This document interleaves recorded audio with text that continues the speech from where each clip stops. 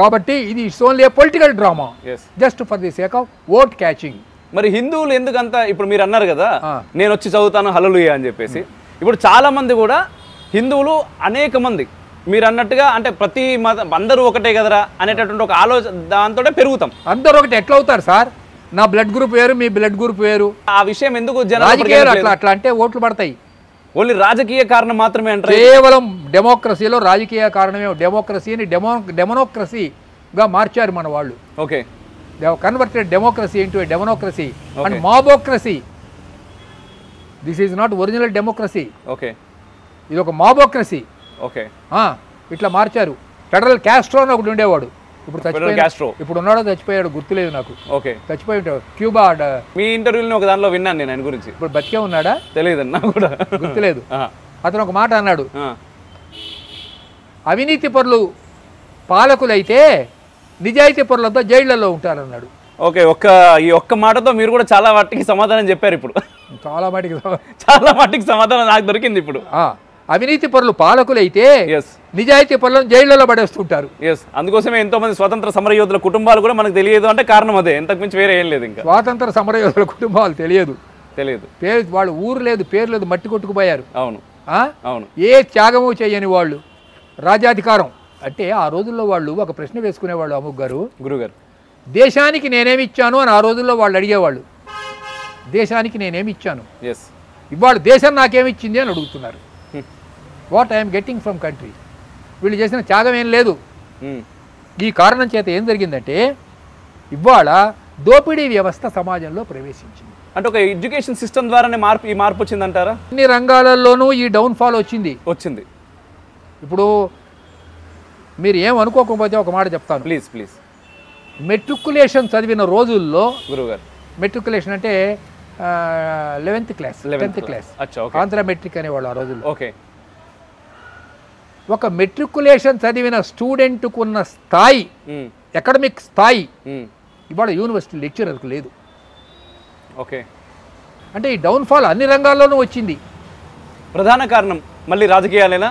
దీనికి అనేకమైన కారణాలు ఉన్నాయి. ఓకే, అంటే కొంతమంది అంటారు బ్రిటిష్ వాడు వచ్చాడు కాబట్టి ఈ మాత్రం ఎదిగారా బాబు మీరు, లేకపోతే ఆ మాత్రం కూడా ఎదిగే వాళ్ళు కాదు అని చెప్పేసి కూడా కొంతమంది మాట్లాడుతూ ఉంటారు బయట. ఈ మాట మీరు ఎప్పుడైనా విన్నారా? స్వాతంత్రం ఇచ్చి పోకుండా వాళ్ళు ఇక్కడున్నా అయిపోతుండే, మనం ఇంగ్లీష్ మాట్లాడుతుండే. అంటే ఇంగ్లీష్ మాట్లాడడమే మన తెలివికి. జర్మనీ వెళ్ళాను. ఓకే, అక్కడ ఒక్కడికి ఇంగ్లీష్ రాదు. ఓకే, ఒక్కడికి అసలు రాదు ఇంగ్లీష్. ఓకే, నేను వెళ్ళంగానే వాళ్ళు చెప్పారు అక్కడ నన్ను ఇన్వైట్ చేసిన వాళ్ళు, మీరు దయచేసి ఇంగ్లీష్లో మాట్లాడితే ఇక్కడ ఏం ప్రయోజనం లేదు. ఓకే, అంటే మరి నాకు జర్మనీ రాదు కదా అంటే, సరే మీకు వచ్చింది ఏదో మీరు మాట్లాడండి, మేము ట్రాన్స్లేట్ చేసుకుంటామన్నారు. మరి జర్మనీ ఇప్పుడు అభివృద్ధి చెందిన దేశం కదా, రష్యాలో అభివృద్ధి చెందిన దేశం కదా, మరి రష్యా వాళ్ళకి ఇంగ్లీష్ రాదుగా. అంటే ఒక మూస ధోరణిలోకి మనం వెళ్ళిపోయాం. చైనా వాళ్ళకి ఇంగ్లీష్ వచ్చా? రాదుగా. అంటే ఇంగ్లీష్ని ద్వేషించడం లేదు సుమండి. ఇంగ్లీష్ రాకపోతే మీకు అమెరికాలో ఉద్యోగం రాదు, ఆస్ట్రేలియాలో ఉద్యోగం రాదు, బ్రిటన్లో ఉద్యోగం రాదు, మన దేశంలో కూడా రాదు. చాలా రాదు. ఇంగ్లీష్ భాషను ఎందుకు ద్వేషించాలి? అసలు ఒక భాష మీద మనకి ద్వేషం ఎందుకు? భాష మీద ద్వేషం కాదు, కానీ బ్రిటిష్ అంటే ఈ ఉదాహరణ నేను చెప్పాను.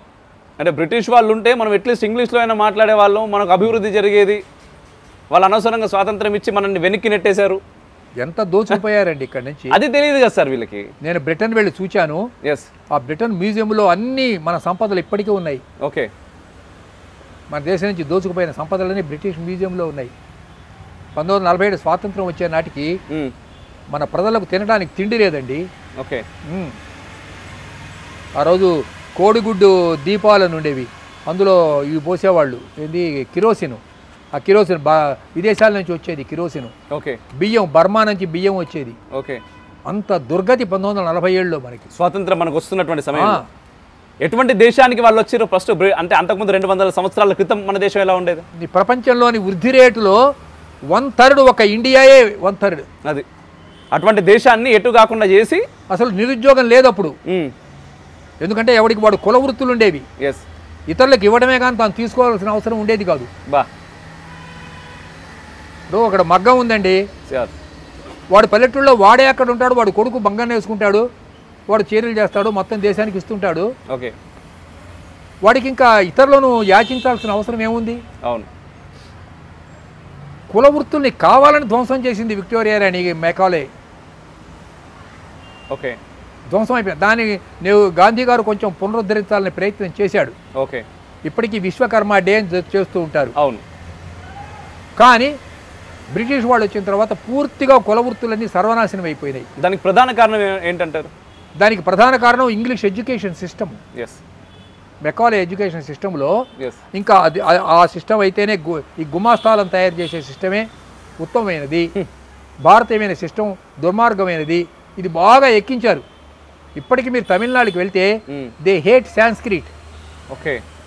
They hate Hindi. అవును. They hate Hindu. ఎస్.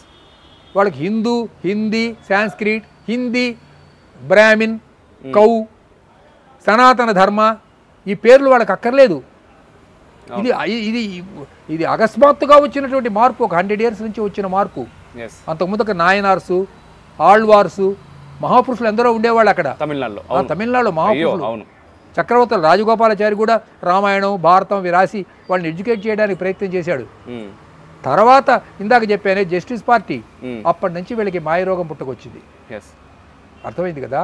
అంటే ఈ దేశం మీద రకరకాల మార్గాలలో ఈ దేశాన్ని డిసింటిగ్రేట్ చేసి, రష్యా ఏ రకంగానైతే చిన్న చిన్న దేశాల కింద విభజింపబడ్డదో అలా మన దేశంలో ఉన్నటువంటి ఒక్కొక్క భాషా ప్రయుక్త రాష్ట్రము ఒక్కొక్క సపరేట్ కంట్రీగా చేయాలి అన్నటువంటిది